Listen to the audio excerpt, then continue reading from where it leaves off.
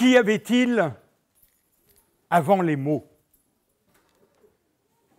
Un souffle, un regard, des gestes, des borborigmes, des caresses, des accouplements.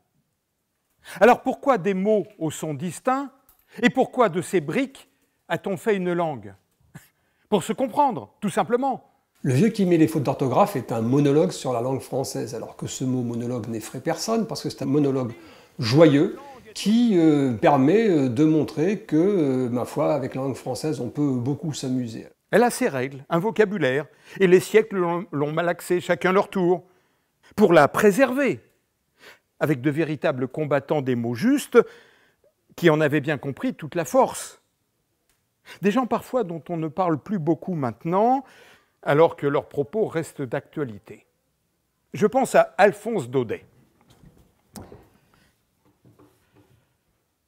Monsieur Hamel nous parle de la langue française, disant que c'est la plus belle langue du monde, la plus claire, la plus solide, qu'il faut la garder entre nous et ne jamais l'oublier, parce que quand un peuple tombe en esclavage, tant qu'il tient bien sa langue, c'est comme s'il détenait la clé de sa prison. C'est un texte qui lui est aussi écrit pour lui. Hein. Et justement, le fait que ça soit écrit pour lui, moi j'ai eu envie d'aller vers qui était Philippe Ouzounian, c'est-à-dire pas faire un personnage, non, c'est lui qui est là et qui nous raconte son histoire du vieux qui aimait les fautes d'orthographe. Passer du par cœur à de la lecture, voilà, ça amène aussi des fantaisies. C'est vrai que je l'aime, cette langue française.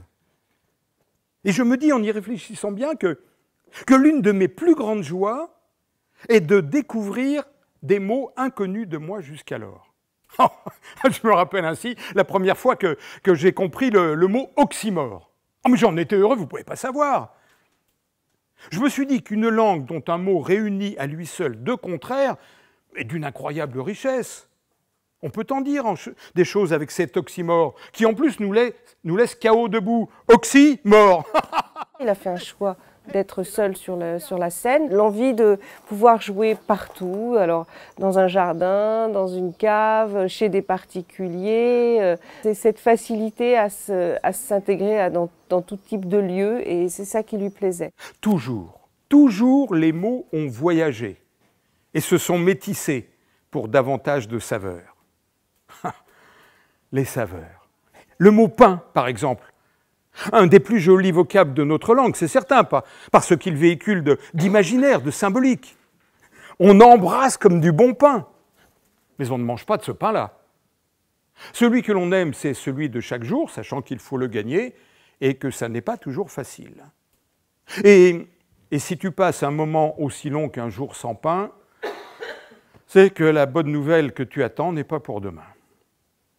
Ce qu'on voulait vraiment, c'était écrire que le texte puisse être quelque chose de facilement accessible. J'adore aussi les apophthegmes. Bon, je reconnais que le mot n'est pas facile à prononcer. Apophthegme. Et ni à écrire d'ailleurs. On va essayer si vous voulez bien. Donc, apophthegme. Madame?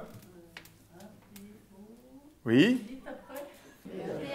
PH, bravo. Oui? TE? Apophthegme. TE-G-M-E. C'est amener le public à partager avec nous un moment pour pouvoir après d'ailleurs débattre autour de cette langue française, ce besoin de se nourrir d'échanges. Parce que sans cette langue française, si on ne la partage pas, on ne peut pas se nourrir les uns les autres et donc s'enrichir. C'est pour ça que les mots, c'est important. Mais les mots ne doivent pas faire peur. Voilà.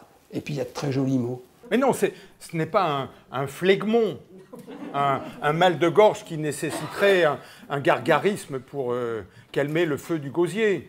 C'est même tout le contraire. C'est comme un bon mot de Jean Carmet.